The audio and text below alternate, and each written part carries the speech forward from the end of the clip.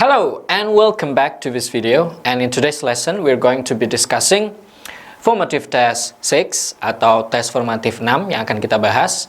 Ini untuk level PPLS dan Ronin, dan materi yang ada di TF ini tuh berkaitan dengan pertanyaan-pertanyaan reading comprehension yang berkaitan dengan implied detail, prediction or hypothesis, and rhetorical purpose. Without more ado, let's get started.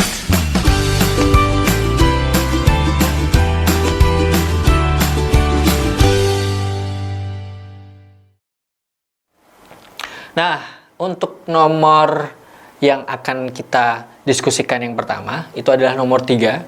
It can be predicted that. Nah, ini adalah soal tentang hypothesis atau prediction. Jadi kita diminta untuk memprediksi kira-kira berdasarkan isi teks atau penjelasan yang ada di teks, kira-kira prediksi yang tepat atau perkiraan yang tepat yang mana. Kita lihat teksnya. Nah, kalau kita lihat di sini, ethnic groups have fairly distinct cultures. Jadi setiap etnis itu punya budaya-budaya yang berbeda. Nah, kalau budayanya berbeda, kemungkinan kan hal-hal yang dilakukan di tiap etnis, tiap suku itu bisa berbeda-beda. Nah, kalau kita lihat di soal, berarti kalau yang A itu Javanese people will have the same wedding ceremony as those from Kalimantan. Nah, kalau dari kalimat tadi bahwa setiap etnis, setiap suku itu punya budaya yang berbeda, otomatis hal-hal yang berkaitan dengan budaya seperti upacara pernikahan itu kemungkinan juga berbeda. Nah, kalau yang ini malah sama. Jadi ini kurang tepat kalau berdasarkan isi teks tadi. Kemudian, kalau yang B, the Singaporean will feel hard to get along with the British. Nah, kalau kita kembali ke teksnya, jadi yang namanya yang namanya budaya itu berkaitan dengan bahasa, kemudian time period, waktu, kemudian a place, tempatnya di mana, letak geografisnya. Jadi kalau misalnya ketiga ini sama, nah kemungkinan budaya sama. Tapi kalau ketiganya ini ada yang berbeda, kemungkinan bisa berbeda. Nah, kalau misalnya kita lihat yang B ini, jadi Singaporean sama British, meskipun bahasanya itu hampir sama, karena di Singaporean itu kebanyakan orang menggunakan bahasa Inggris juga, makanya ada istilah Singaporean English. Kemudian the British people itu juga menggunakan bahasa Inggris. Jadi meskipun mereka bahasanya mirip gitu, hampir sama, menggunakan Inggris juga, tapi kita nggak bisa mengatakan bahwa mereka itu bakal susah apa enggaknya untuk saling mengenal atau bekerja bersama-sama. Kita nggak bisa menentukan itu. Jadi di situ hanya disebutkan kemungkinan budayanya itu sama. Cuman kalau masalah ini belum tentu karena tidak disebutkan di teks. Kemudian kalau kita lihat yang C, people from India and those from the US will possess similar ways of shaking hands since they speak the same language. Nah, ini juga secara spesifik tidak dibahas, dan kalau misalnya kita pakai apa yang dibahas tadi, bahwa ketika mereka bahasanya sama, kemudian letaknya sama, geografisnya, nah ini dari letak geografis saja berbeda. India itu di Asia, US di Amerika.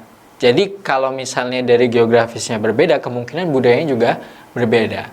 Otomatis hal-hal yang berkaitan dengan budaya seperti ini, shaking hands, juga bisa berbeda, bukan similar. Kemudian yang D, people in Sulawesi will have a dissimilar way of life in the next 50 years. Nah, ini dari waktu berbeda. Jadi 50 tahun yang lalu dan sekarang misalnya. Akan berbeda budayanya, gaya hidupnya. Dissimilar. Dissimilar artinya berbeda. Nah, kalau kita perhatikan dari bagian teks yang ini,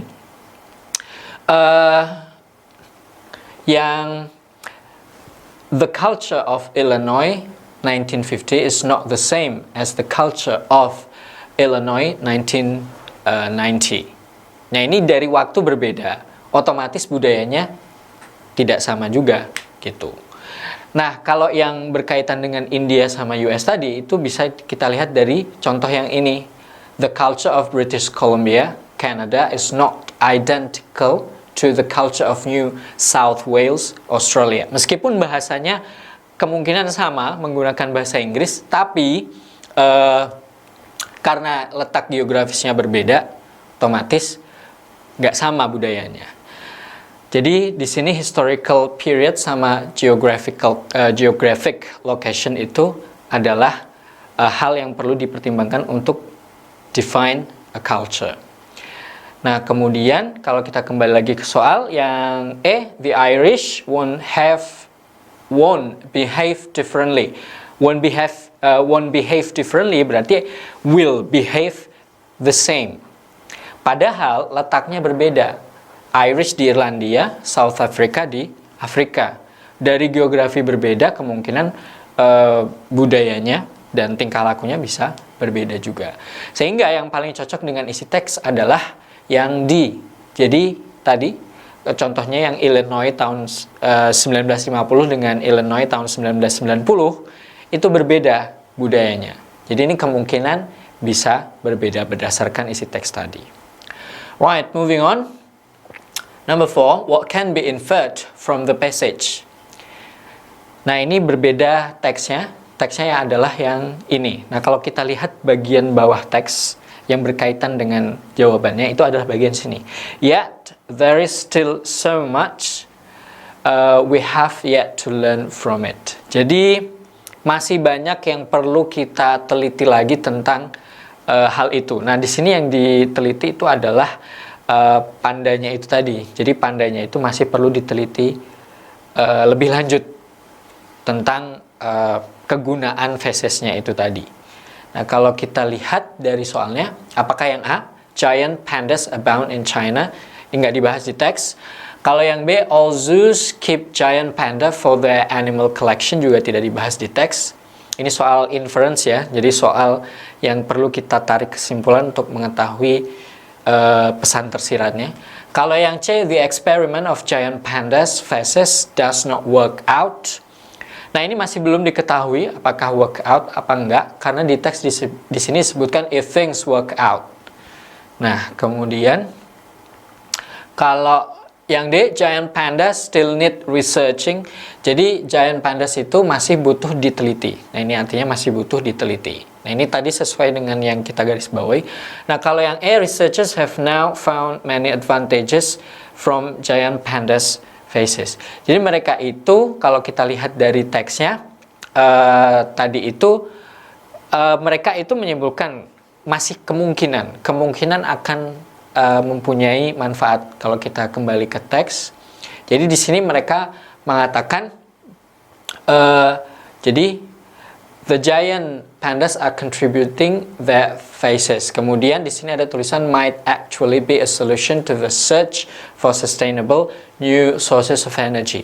Jadi masih kemungkinan akan menjadi solusi. Kemungkinan masih akan menjadi solusi dan di sini kalaupun ini sudah ditemukan pun sudah kemungkinan akan benar pun di sini cuma satu yang disebutkan manfaatnya.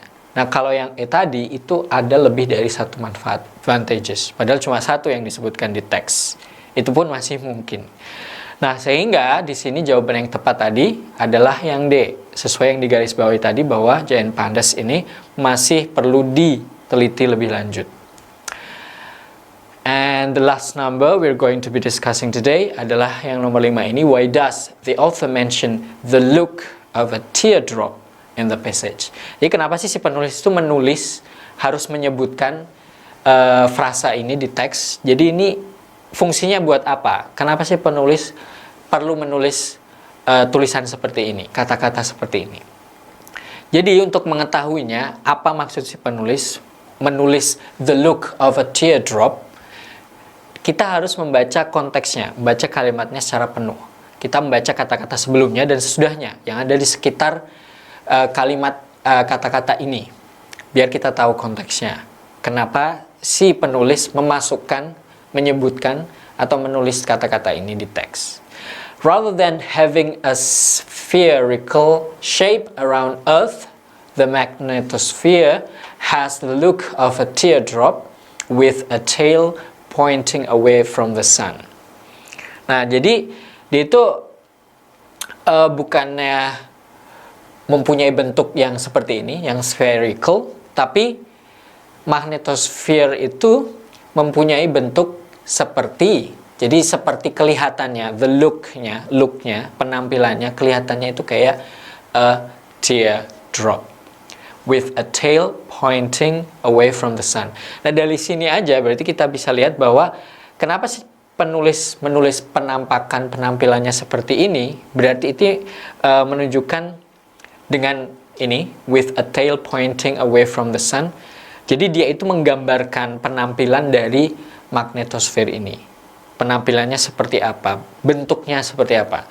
Terus kalau kita kembali ke pilihan jawaban, yang A, to indicate that the magnetosphere consists of liquids, tidak berhubungan dengan bentuk atau penampakan.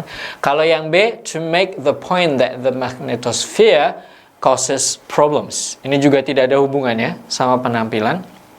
Kalau yang C, to explain how the magnetosphere was formed. Jadi ini terbentuknya bagaimana. Kemudian yang D, to indicate the shape. Nah, ini membahas tentang shape-nya, berarti bentuknya. Yang paling berkaitan dengan penampilan atau penampakannya. Kemudian yang E, to demonstrate that the magnetosphere does not have the way it looks. Malah ini nggak punya penampilan. Padahal tadi menjelaskan tentang penampilan atau penampakannya. Sehingga yang berhubungan dengan penampilan atau penampakan adalah bentuk ini. Sehingga jawaban untuk nomor 5 ini adalah yang D, to indicate the shape. So that's all about today's discussion, and I hope you found this video useful and informative. Nah, masih ada 2 soal yang belum dibahas di video kali ini, tapi bisa ditanyakan ke pengajar bahasa Inggrisnya masing-masing. And I'll see you soon for another lesson. Cheers guys, take care and bye for now.